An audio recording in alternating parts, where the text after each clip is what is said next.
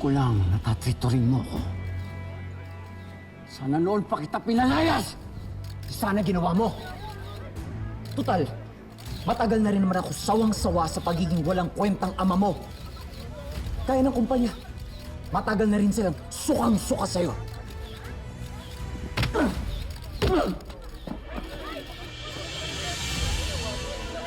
Greg! Edward, ano ba? If only, tinrato mo lang ako. Parang anak kahit minsan. Hindi sana, hindi kita kinalaban. Shut your mouth! Mo ko sumbatan. Marami ka pang hindi alam! Edward, huwag mo na siyang patulan. Halika na. Greg. Greg, dito nga tayo.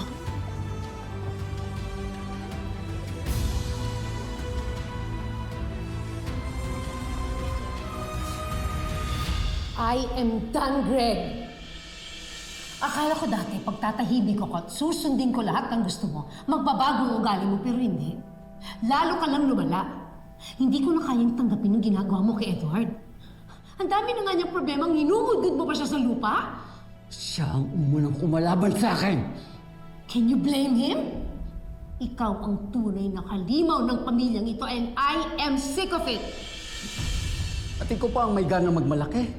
After what you did, alam mo kung bakit kanina kay Edward. Alam ko. At hanggang ngayon, mali pa rin ang iniisip mo. Hanggang ngayon, pinaninindogan mo pa rin ang kasinungalingan mo. Hindi na magbabagong tingin ko sa kanya, Regina. At kahit kailan, hindi ko matatanggap si Edward dahil hindi ko siya tunay na anak!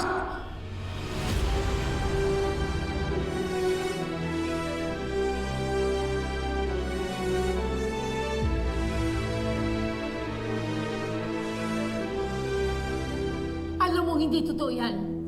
Dugo at laman mo si Edward.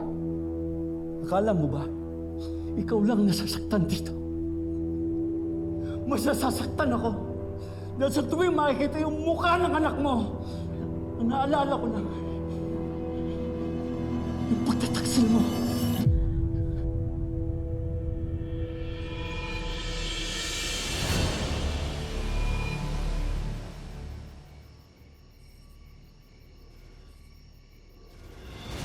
Greg? Greg. Walter. Pare, teka lang. I can explain, okay? Ay, kita! Pare, teka! Pare, teka lang. Akala ko kaibigan ka na.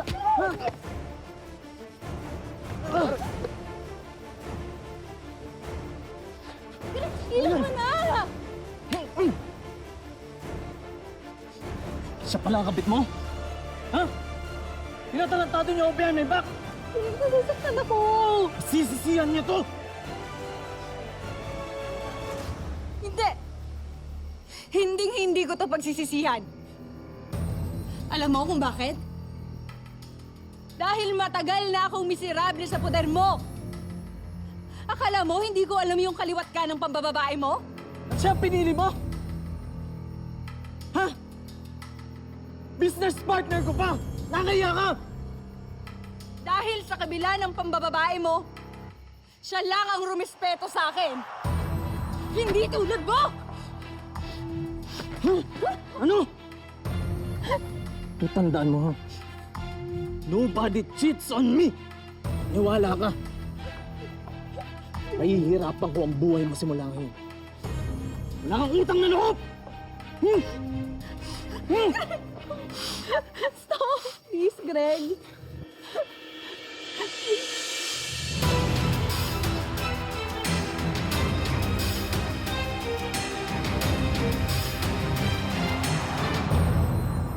Sleep na, baby.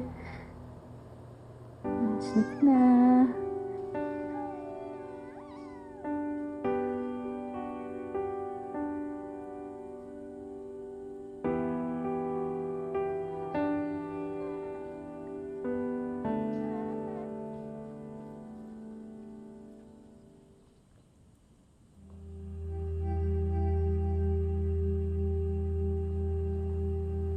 Ano, Reyna? Amin ka na ba? Na kay Walter yung batang yan. Greg, Greg, di ba sinabi ko na sa'yo? Tinigil na namin yung relasyon namin simula nung nahuli mo kami. Anak mo si Edward. Ito. Tingnan mo to.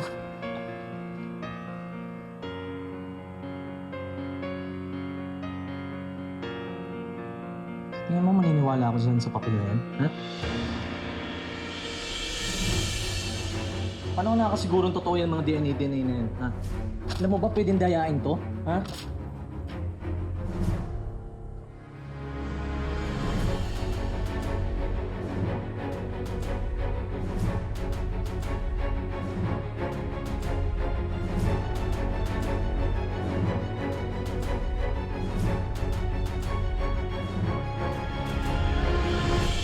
Nagtaksil man ako. Pero hindi ako nagsinungaling na anak mo si Edward. Hindi pa rin ako naniniwala. I will never be fooled by you or anyone else ever again! Ever again! Dad, tama na! Tama na! Nasasaktan si Mama! Tama na!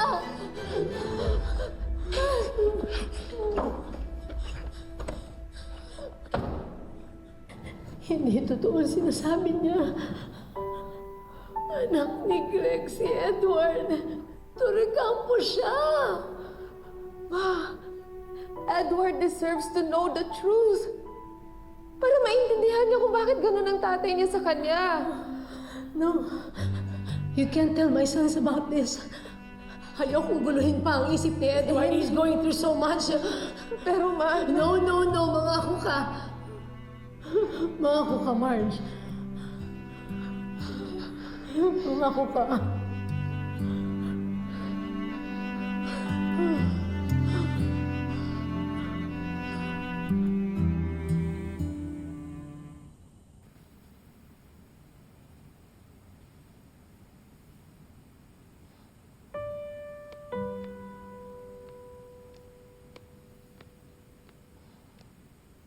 Marge?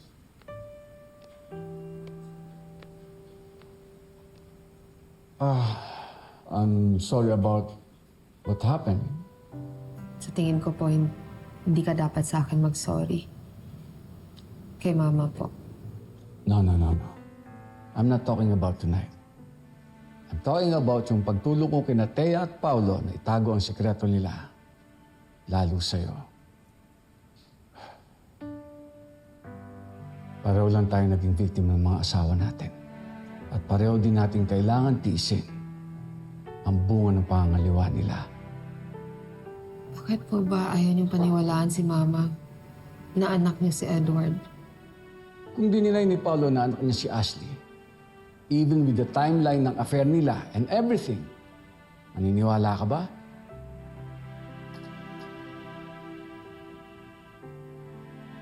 Alam na alam ko ang pakiramdam ng naiputan sa ulo. That's why I shouldn't have hidden the truth from you. But you know me. Kailangan kong panatiling malinis ang pangalan ko, alang-alang sa kabuhayan ng pamilya. It's why I let Edward be Ashley's father at ako naman ang tumayong ama ni Edward. Naiintindihan ko po yun. Masakit ho ang ginawa sa akin ni Paolo. Kaya alam kong masakit din ang ginawa ng asawa niya sa'yo. Pero sina Edward at Ashley, inosente lang ho sila. Tanggap ko si Ashley dahil alam kong wala siyang kinalaman sa kasalanan ng mga magulang niya. Gaya din si Edward. Si Ashley at si Edward, wala silang ginawang kasalanan. Naging anak lang sila.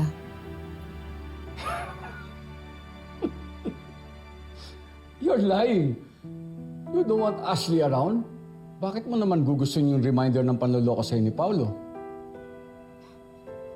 Tanga ka. Kung gugustuhin mo yung batang yon, beyond their use for Jasmine's health, Hindi ho ganun ang tingin ko kay Ashley. I believe she deserves to be loved and accepted. Also, Edward, Pareho tayong pinagdadaanan.